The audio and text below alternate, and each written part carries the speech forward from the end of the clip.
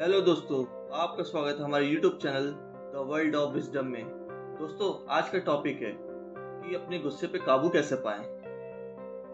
इससे पहले कि मैं अपने स्वयं के परिवर्तन को शब्दों में व्यक्त करना शुरू करूं, एक गुस्सैल युवा व्यक्ति से एक बहुत शांत और थोड़े अधिक उम्र के व्यक्ति में मैं आपके साथ एक कहानी साझा करना चाहता हूं। एक संत और उनके शिष्य गंगा नदी का दौरा कर रहे थे, जहां उन्होंने तट पर परिवार के सदस्यों के एक समूह को एक दूसरे पर क्रोध होते हुए चिल्लाते हुए देखा।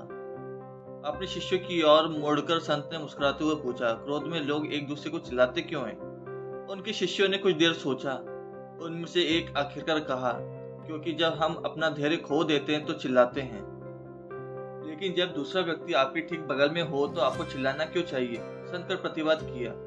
आप तो सौम्य तरीके से भी बता सकते थे कि आपको क्या कहना है। उनके शिष्य ने इस बारे में कुछ और सोचा, लेकिन कोई संतोषजनक उत्तर नहीं दे सके। अतः संत ने समझाया, जब दो लोग एक दूसरे पर गुस्सा होते हैं तो उनके दिल बहुत दूर हो जाते हैं। उस दूरी को तय करने के लिए एक दूसरे को सुनने में सक्षम होने के लिए चिल्लाना पड़ता है। वे जितने अधिक क्रोधित होंगे उतनी ही अधिक दूरी तय करने के लिए उन्हें एक दूसरे को सुनने के लिए चिल्लाना पड़ेगा। लेकिन क्या होता है जब दो लोग प्यार में पड़ जाते हैं? वे एक दूसरे पर चिल्लाते नहीं बल्कि बहुत धीरे से बात करते हैं, क्योंकि उनके दिल बहुत करीब है। उनके बीच की दूरी या तो नाक के बराबर है या बहुत कम है। और जब वे एक दूसरे से और भी अधिक प्यार करते हैं तो क्या होता है? वो बोलते नहीं, केवल फुसफुसाते हैं और प्यार में एक दूसरे की और भी करीब आ जाते हैं। अतः उन्हें कानाफूसी करने की भी आवश्यकता नहीं है। उन्हें केवल एक दूसरे को देखने की आवश्यकता है, और बस इतनी ही। जब दो लोग एक दूसरे से प्यार करते हैं तो वो कितने करीब हो जाते हैं। इसलिए जब आप बहस करें तो अपने दिल को दूर ना होने दें। ऐसे शब्द ना कहें जो एक दूसरे को और दूर कर दे, वरना एक दिन ऐसा आएगा जब दूरियां इतनी बढ़ जाएगी कि आपको वापस लौटने का रास्ता नहीं मिलेगा। इस छोटी सी कहानी में क्रोध के मुद्दों से निपटने का सार निहित है। यदि हमें क्रोध को बेहतर शब्दों में परिभाषित करना हो तो हम कह सकते हैं कि प्रभुत्व एक खेल जहां अविज्ञा से आक्रामकता से निपटना पड़ता है। आपको अपने क्षेत्र को ऊंची आवाजों और नुकीली उंगलियों से चिन्हित करने की आवश्यकता है। नियंत्रण का एक कार्य जहां आप अपने एलओसी स्थापित करते हो, क्योंकि मानो या ना मानो हम सभी नियंत्रण संकीय है। एक पर्दा जो सबसे अच्छे दिमागों को ढक लेता है और सबसे करीबी दिलों को दूर कर देता है।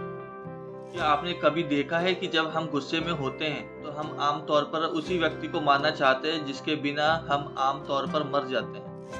मैं अपने लाभ के लिए क्रोध नामक इसी चीज को बहुत सरल भाषा में विभाजित करना चाहता हूँ। आज्ञा का उल्लंघन। क्रोध का पहला भाग है अवज्ञा। जब कोई हमारी इच्छा के विरुद्ध कुछ करता है या जब कोई बात हमारी योजना के विरुद्ध जाती है तो हम अवज्ञा महसूस करते हैं। यदि आप इसके बारे में सोचते तो हम एक अजीब जाति हैं। हम हमेशा चाहते हैं कि कुछ हमारी इच्छा और योजना के मुताबिक हो, और भगवान न करे अगर कुछ अन्यथा घटित होता है तो हम बस अपनी गलती को खो देते हैं। खैर, हमसे ज्यादातर लोग ऐसे ही करते हैं। अवज्ञाकारी मन क्रोधित मन की ओर पहला कदम है। आपको आश्चर्य होगा हमसे कितने लोग परिस्थितियों और लोगों की अवहेलना से निपटने के असमर्थ हैं। हम हमेशा भूल जाते हैं कि हम सभी चाहते हैं कि चीजें हमारे अनुसार चले, और ऐसा कभी नहीं होने वाला है।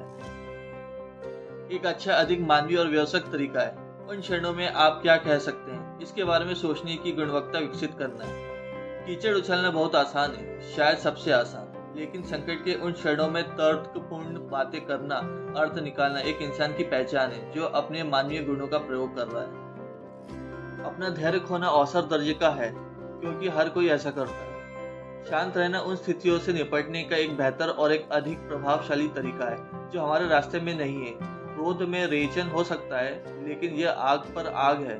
उस आंचल में धैर्य और शांति जैसी कृपा है, और यह सबसे अच्छा अग्निशामक यंत्र है जो आपके पास हो सकता है। दोस्तों, और ऐसी मोटिवेशनल वीडियो के लिए हमारे चैनल को लाइक करें, सब्सक्राइब करें और बेल आइकन को दबाना ना भूलिएगा।